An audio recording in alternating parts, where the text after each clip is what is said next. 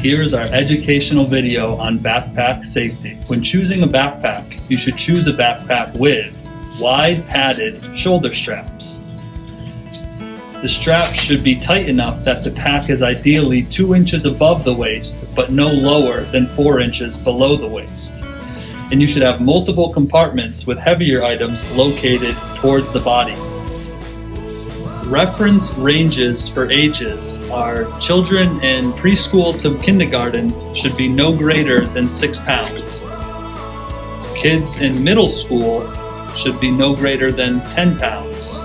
And high schoolers ideally should be no greater than 17 pounds. A backpack that does not fit properly could lead to back irritation and pain. To start your school year off right, remember these tips and wear the backpack right.